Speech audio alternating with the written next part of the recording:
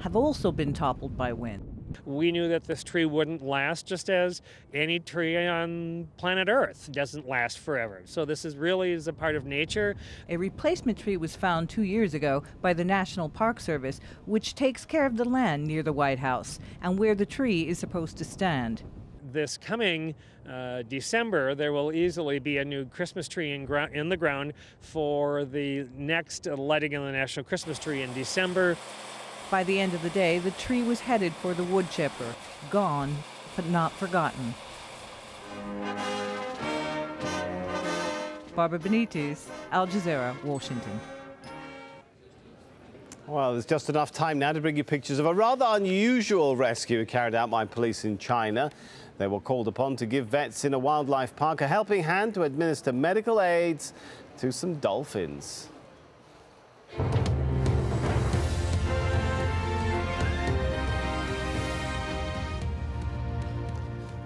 You're watching Al Jazeera. Let's recap our headlines now. A hospital official in Libya says 200 people have been killed in anti-government protests in the city of Benghazi. On Sunday, hundreds of anti-government protesters returned to a court building in the eastern city, demanding the overthrow of Muammar al-Gaddafi. Bahrain's main trade union has called off a strike planned for Sunday, saying its demand for the right to protest peacefully has been heeded. It comes as demonstrators gathered again at the Pearl Roundabout in the capital, Manama. Rival protesters in Yemen have clashed outside Sana'a University. President Ali Abdullah Saleh is blaming the unrest on what he calls a foreign plot. Meanwhile, the leader of the South Independence Movement has reportedly been arrested.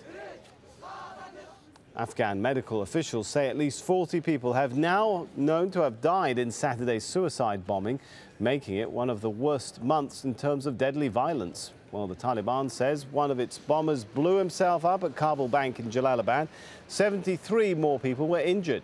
The bomber targeted intelligence and security workers collecting their salaries. Meanwhile, a governor in eastern Kunar province says recent attacks by US-led NATO forces have killed 64 people, including 20 women and 29 children. Dozens more wounded are being treated in a hospital in Asadabad. NATO says it's investigating reports that 7 civilians were injured in those military operations.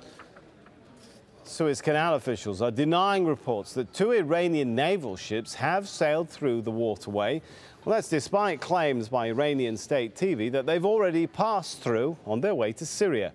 Israel's Prime Minister Benjamin Netanyahu says it's an attempt by Iran to broaden its regional influence. Early results from Uganda's presidential poll suggest the incumbent Yoweri Museveni is heading for a big win. Provisional results from nearly all the polling stations show he has 68% of the vote. A victory for Museveni would extend his 25-year rule by another 5 years. 15 people have been killed in fighting in the Somali capital between African Union and Al-Shabaab forces. Clashes in Mogadishu broke out during the weekend, centering on the southern districts of Hodan and Holwadag. Well, that's it for now. We'll be back with another update at the top of the hour. Stay with us here on Al Jazeera.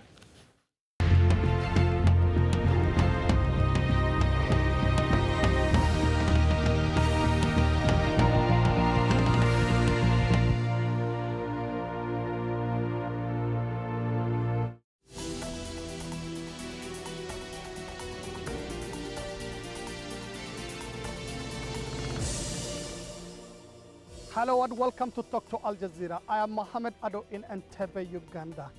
For 25 years, just one man has occupied the Ugandan seat of power, the State House behind me. 66-year-old Yoweri Kaguta Museveni, who seized power while scoffing at African leaders who stay long in power. Today, he has joined the League of African Presidents, whose only wish is to remain in office forever. Mr. President, thank you very much for talking to Al Jazeera. You're seeking a fresh 5-year term. And what is it that you want to deliver in those 5 years that you did not deliver in the quarter of a century you've been in power? Every year we add something new. In the first phase of our government, we had to cause economic recovery because the economy had collapsed completely. that minimum economic recovery has been achieved, and we have built a base from where we are going to achieve a middle income status in the next 5 years. Therefore, every 5 years brings something new. And at 25 years not enough? Why can't you groom a younger person with fresh ideas? We were struggling for liberation. It took more than 20 years. We are now struggling to build our country. And we decide who can manage according to the assessment we make of our people. The assessment of our party is that some of the old guard should continue helping as the new ones come up. You have joined the League of Africa's longest-serving leaders, and this is something you criticized when you came to power. Do you ever see yourself retiring anytime soon? Well, certainly I will retire. I will retire, I wouldn't say soon, but I'm looking forward to retirement. The main point is, how will Africa transition from backwardness to modernity? I never hear you talking about that. You should be talking about that, not talking about the individuals. Talk about the process of transformation from third world to first world. You can have a multitude of individuals changing these chairs, but with no change at all. Mr. President, your National Resistance Movement Party is run like a one-man show, not an institution. You are the NRM, and without you, some say, it's the end of the party. Oh, they must be sick, because NRM has got 9 million members. Now, many of the things they do, I don't even know. So anybody to say that I'm running that huge organization alone must be sick in his head or her head. Now, your opponent, one of your main opponents, Kizza Besigye of the FDC party, is threatening to carry out a parallel tallying of votes and also announce his own results. You have warned that you will arrest them if they do that. Is Uganda about to become the next Ivory Coast? Oh, no. Uganda cannot become an Ivory Coast. Uganda is a country of capable revolutionaries.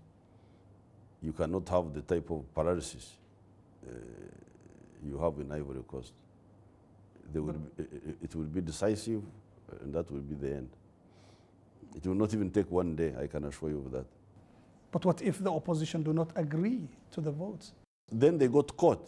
They don't paralyze. They don't engage in any unconstitutional activities. If they don't agree with something, they got caught. They are not courts themselves. Besigye is not a court. What is Besigye? If he's not happy, he knows where to go. He's been to the courts twice, and twice. He was defeated because he was talking nonsense. And he's talking nonsense even now. So if he loses, it will be because the courts